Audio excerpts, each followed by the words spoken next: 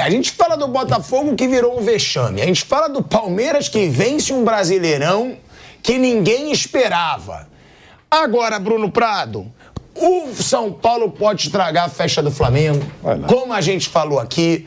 E eu preciso falar com vocês, vou até te pular. Tá bom. Vou chamar o Mauro César Pereira. Pois não. Porque eu quero desabafar.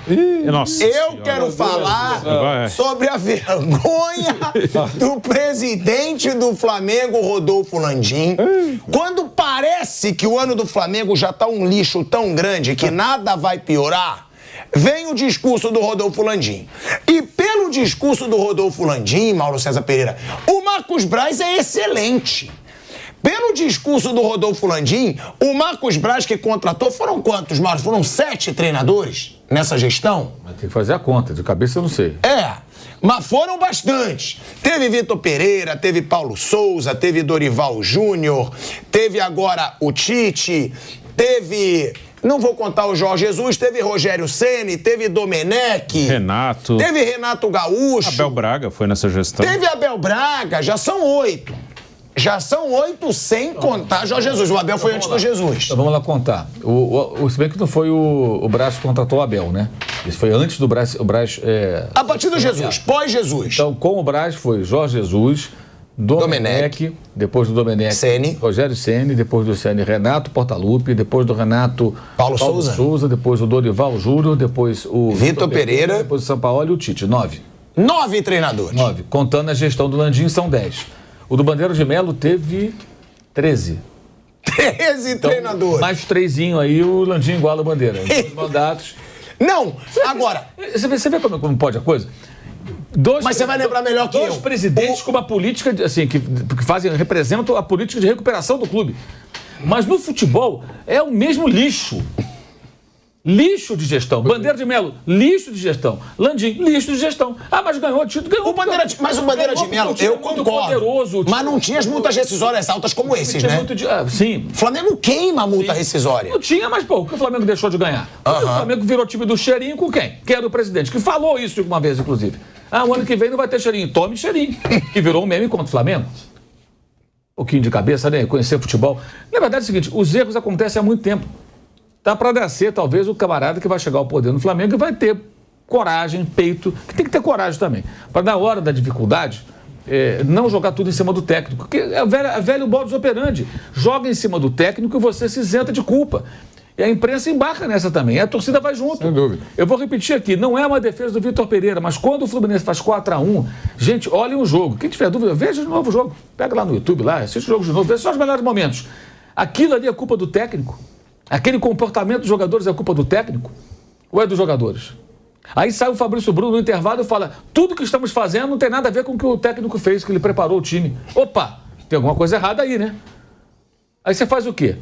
Se você quiser o bem do clube, tiver coragem, você vai identificar quais são os jogadores e você vai afastar. Vai negociar. 2, 3, 4, 5, 6, quantos forem. Negocia. Barra. E você banca o técnico. Em algum momento, eu estava até acompanhando aquele documentário do Eurico Miranda. É um documentário do Eurico Miranda. Eu, pessoalmente, achei um pouco decepcionante, porque em alguns momentos ele é visto como se fosse quase um herói do Vasco. Eu acho que o Eurico, entre aspectos positivos e negativos, ele foi pior para o Vasco do que melhor. Isso para mim é muito claro. Só ver a situação do Vasco até hoje. O legado do Eurico é isso. É o Vasco do respeito voltou, que está sempre tropeçando, caindo para a segunda divisão, virou SAF e tudo. Enfim, um clube do tamanho do Vasco, né? O Vasco é um dos maiores clubes do Brasil. Uma torcida imensa. Mas o Eurico Miranda, em 97, quando o Vasco foi campeão brasileiro e tinha um time muito forte, houve um pequeno grupo de jogadores do Vasco que não queria o técnico Antônio Lopes. O Lopes era um delegado, para quem não conhece o Lopes, os mais jovens especialmente, foi um técnico que fez até sucesso em dado momento, e ele era um delegado de polícia antes de virar treinador. E era um cara muito enérgico, cobrava de uma forma muito veemente. E alguns jogadores, que eram jogadores importantes, não estavam a fim de ficar tomando esporro do Lopes. Né? Tinha aquela superstição dele, a camisa verde, já surradinha, que ele usava cada jogo do Vasco, a dona Elza preparava para ele, que era mulher. Era um técnico de uma outra época, né? Uma coisa até meio folclórica e tal. E em dado momento, o Eurico percebeu que os caras queriam derrubar o técnico. Claramente queriam se livrar dele. Não queriam conviver com aquele treinador, queriam um técnico mais de diálogo, digamos assim. O Eurico chamou esses jogadores e falou: olha, o técnico é ele, vocês vão com ele até o final, e se não for resolver com ele, vai resolver comigo. Alguém pode falar, pô, mas é um papo meio mafioso. Pode até ser. Mas a gente pode também entender como um papo, assim, de quem está no comando. Eu sou o presidente, eu escolhi o técnico, é com ele que a gente vai. Vocês não vão escolher meu técnico, cara. Aqui no Vasco vocês não vão mandar. É minha responsabilidade. E aí uma virtude. Mesmo na derrocada do Eurico em 2015, quando o Vasco estava afundando para a segunda divisão, de novo com ele, já tinha caído com o Roberto e estava caindo com ele dava entrevista quase todo dia. Você via quem era o responsável por aquilo, estava na cara. Era o Eurico Miranda. Ele não se escondeu. Como o Bandeira sumia nessas horas, tá? Na maioria das vezes não aparecia, e o Landim nunca apareceu. Nunca. Ele aparece assim. Ele dá uma entrevista para mim, para o outro jornalista, ele vai, assim, mas é uma entrevista com uma pauta específica.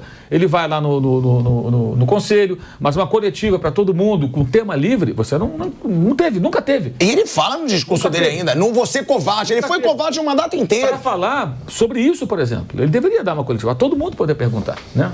Vai ter pergunta chapa branca no meio, mas pode ter pergunta boa também ali, né? Mas não acontece. Então, assim, o que eu quero dizer em alguns momentos, você tem que bancar o técnico, cara. Porque senão você perde completamente o controle. E no Flamengo é assim. O Ceni foi demitido de madrugada, porque a torcida estava reclamando, o time perdendo com vários desfalques. Cara, o cara foi campeão brasileiro meses antes. Onde já se viu isso? Um técnico ganha um campeonato brasileiro, meses antes de ser demitido. Eu quero saber onde estão os trouxas que torcem pelo Flamengo, são trouxas, que reclamavam em 2021, não gostei de ser campeão não, perdemos para o São Paulo na última rodada, não gostaram? Tá gostando esse ano? E aí, bonitão, tá gostando? É a pergunta que eu faço. Você que em 2021, que torce pelo Flamengo, que reclamou do título conquistado com uma derrota, mas que foi legítimo, fez mais pontos, amigo, não tem conversa, fez mais pontos. O Palmeiras pode perder hoje de 5-0 e ser campeão. Dane-se, é campeão, meu amigo. Ele foi campeão hoje, ele vai ser campeão pelo conjunto da obra. Não importa. Digamos que acontece um acidente, o Palmeiras tem um jogador expulso e perde por uma margem de gols acima do normal. E o Atlético ganha bem do Bahia. Alguém vai fazer a conta, nossa, mais 4 gols aqui, ou 3 gols, né? O Galo seria campeão. Não importa. Não interessa. É campeão em ponto final. Pontos corridos é muito simples. Quem faz mais pontos leva a taça e ponto final. E em 2021, a arrogância de parte dos rubro-negros gerou até reclamações de um título. E o técnico foi demitido muito em função disso. Criou-se, ao invés de uma atmosfera positiva, que poderia ali iniciar um bom ciclo de vitórias, com o trabalho sendo desenvolvido, perseguiram o Ceni até o final. Hoje é fácil falar do Ceni, que o trabalho dele é péssimo hoje no Bahia. O Bahia está quase caindo. Ele mesmo falou isso. Eu tenho vergonha do meu trabalho, falou no final de semana. Mas não era o momento. Então, eles erraram na demissão do Ceni, eles erraram na maneira como lidaram com o Dorival, que não foi respeitosa, podia até não ficar com ele, mas não foi respeitosa. Erraram na demissão do Vitor Pereira, não que o Vitor Pereira fosse o ó do Borogodó, mas fortaleceram o grupo de jogadores. E hoje que você vê, domingo ficou muito claro. Eu até agora não entendi, eu respeito muito o Felipe Luiz, a passagem dele pelo Flamengo foi importante, foi um ótimo jogador, mas eu não sei por que essa gratidão toda. Às vezes eu acho que o Felipe Luiz é o Zico. Sério, eu acho um certo exagero. Eu concordo. Nisso eu concordo com você muito. Ele faz parte também do grupo de jogadores que durante todas essas mudanças estava ali. Não, e tem outra, Mauro. Ele é de uma geração vitoriosa, ele é um cara gente boa, que todo mundo. Só que todos os gols importantes que o Flamengo sofreu em Libertadores foram nas costas dele. Inclusive, ele saiu nas 2 finais últimas. Ele não jogou bem a final de 2019, ele saiu no primeiro. 2019, gol nas costas dele, do River. 2020, gol nas costas dele do Palmeiras, o primeiro. 2022, que foi o título contra o Atlético Paranaense, ele estava péssimo no jogo. E aí ele pede pra sair. Ele sai dos dois. Ele sai em Montevidéu e sai em Guayaquil. No primeiro tempo, nos 2 jogos. A gente vai pra um break na Rádio Jovem Pan. Seguimos no YouTube. Repito, tem momentos negativos, tem momentos muito bons. Ele foi um ótimo jogador, agora é um cara muito articulado e tal. Agora, eu não entendo. Acho que às vezes, sabe, parece que é o Zico. Eu acho um certo exagero. Acho que o respeito e o agradecimento pelos bons momentos faz sentido, mas acho que tem um certo exagero. Muito artificial também, turbinado pela diretoria, para criar essa grande cortina de fumaça que foi feita no domingo no Maracanã, com todo aquele mise-en-scène que acabou desviando totalmente o foco. Enquanto o Palmeiras comemorava o, digamos, pré-título, né? Ao derrotar o Fluminense, o Flamengo estava... Tem as fotos aí, cara. Jogando o jogador pro alto, todo mundo rindo no gramado. Rindo do quê? Rindo do quê? Mas isso é interessante para os dirigentes, porque não houve espírito crítico ali naquele ambiente. De falar, olha só o que vocês fizeram. Né? Olha que ponto chegou. Perdeu o campeonato que era obrigação desses caras disputar até o final. Então, não é uma defesa do Vitor Pereira, ou do Sampaoli, ou do Paulo Souza, ou do Rogério, ou do Dorival, não é isso. Mas essas demissões, elas acontecem de uma forma muito conveniente para a diretoria. E fortalecendo sempre o grupo de jogadores, que faz o que ele quer há muito tempo. Saíram vários e você percebe que é um corpo com vida própria, que faz o que quer. Foi um ano vergonhoso do Flamengo, um ano vexatório, e eu concordo muito com o Mauro. Né? Quando você vê a festa que teve no Maracanã pro Felipe Luiz e pro Rodrigo Caio, que também pra mim não é um mega ídolo, teve um baita ano em 2019, mas não é pra ter toda aquela festa, a diretoria do Flamengo conseguiu enganar direitinho o torcedor. Porque organizada, a gente ainda entende algumas vezes, tem relação com diretoria, tem troca de interesse. Agora o Maracanã inteiro fazendo festinha para um time que foi uma vergonha nesse ano, eu também achei super desnecessário. E aí, para fechar, Bruno Prado, o ano do vexame, para fechar o ano da palhaçada com o torcedor rubro-negro, o Rodolfo Landim, ele falou isso, que a gente vai colocar aqui na tela, para um grupo político do Flamengo.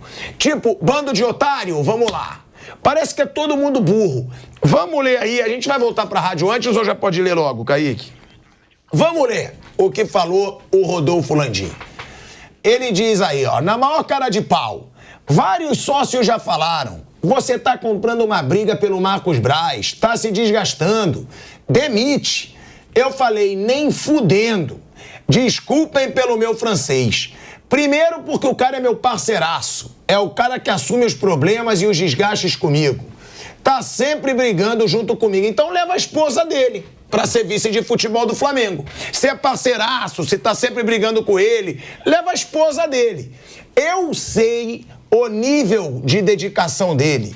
Numa hora dessas, eu vou ser covarde e dizer que o problema é dele? Não existe nenhuma decisão que ele tomou que não tenha sido tomada junto comigo. Foi isso aí que disse o Rodolfo Landim. Vamos voltar pra rádio? De volta à Rádio Jovem Pan, hein? De volta à Rádio Jovem Pan, agora na rádio e no YouTube. É maravilhoso esse discurso do Landim.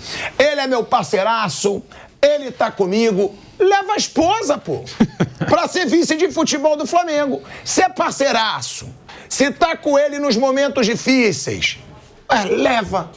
Leva a esposa dele, leva primo, leva quem ele quiser. Agora, ele defendeu o Marcos Braz e ele teve a cara de pau de falar que o Marcos Braz é o melhor do Brasil no que ele faz.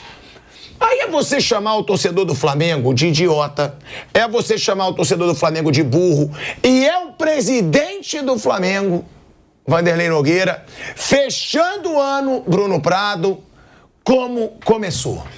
Uma vergonha. Vale lembrar que já teve momento aí que ele foi carregado nos ombros também pela torcida e por boa parte da imprensa. Torcedor que é enganado facilmente. E também, então, você pode colocar no pacote aí boa parte da imprensa entendendo que era um estadista do futebol. Então vamos lá, posso te dizer o que acontece dentro do Flamengo? Pode. Eu digo porque eu não preciso deles pra porra nenhuma, então é bom que eu posso falar. Flamengo, ele tem o seguinte, ele tem uma diretoria que fala por WhatsApp com o jornalista, que chama jornalista pra jantar. Tem jornalista que vai no Fratelli de graça, que é um restaurante caro no Rio de Janeiro, e come com o dirigente do Flamengo. É isso, é uma vergonha. É porque tem jornalista que se corrompe por muito pouco. Por muito pouco. Leva lá, paga um jantarzinho, fala no WhatsApp, marca um encontrozinho.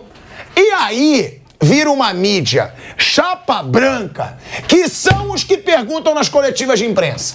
São sempre eles. São os amiguinhos do assessor, são os amiguinhos do vice de futebol, são os amiguinhos do presidente. Esses sempre perguntam. Pode estar um inferno acontecendo no Flamengo e a pergunta é, o que falar agora?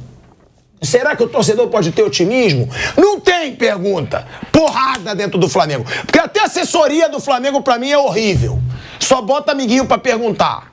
Não bota jogador pra falar em zona mista quando o momento tá ruim. Tem isso. Aqui eu falo, não preciso de ninguém pra nada. Graças a Deus que eu não preciso. E eles ficam incomodados, óbvio. Até porque eu me garanto na rua, eu me garanto no jornalismo, eu me garanto no que for. Vai me olhar de cara feia, vai ter que olhar de carinha feia e abaixar a cabeça depois. Agora, é muita pouca vergonha acontecendo lá dentro. Então tem isso. Até por isso que muitas vezes a imprensa não bate tanto. Entendeu, Vanderlei Nogueira? Então, eu queria só concluir com relação ao momento mais importante, tem vários, né? Vários. Mais importante, que foi aquela tentativa de contratação do Jorge Jesus. Você lembra, eu não carrego essa culpa. Eu achei uma grande lambança ter ido lá, ter ido no clube adversário, feito aquele mise-en-scène todo em Portugal, enfim, tudo aquilo, desde aquele tempo eu falo que, olha, pô, eles têm postura de estadistas, mas não são. Não são. O clube está com muita grana, foi ajustado. O Mauro César falou mais uma vez aqui no programa, foi ajustado, consertaram a casa na parte administrativa. Isso parece que ninguém discute, é o time que tem o melhor caixa do Brasil. Mas no futebol, fez muitas lambanças. Além de tudo, sempre olhando pela grande força. Eu acho que ele não precisava olhar sempre para o umbigo, só pensar nele, só puxar a sardinha para o lado dele. Eu acho que com a força que o Flamengo tem, poderia ter ajudado muito o futebol brasileiro. Ajudando outros também, embarcando em grupos importantes, não tentando ver só o interesse dele. Tem uma série de coisas, mas agora, falando sobre esse momento específico, ele é um parceiro. Claramente começou, digamos, a sua caminhada com o Landim e vai até o final com o Landim, sem dúvida. Eles devem ter muitos laços que unem Landim e Marcos Braz. Ele foi eleito vereador da cidade do Rio de Janeiro, graças à torcida que abraçou o Marcos Braz e deu quase 500 mil votos para ele, uma votação extremamente expressiva numa candidatura de vereador de uma cidade. E acabou. Agora, acho que ele não vai ser reeleito. Eu acho que se ele decidir buscar a reeleição, eu acho que ele terá um certo problema. Ou poderá até ser reeleito, mas não com o mesmo número de votos que recebeu na última eleição. Eu acho ele realmente que tem pisado muito na bola, mas é parceiro do presidente e vai com ele até o final.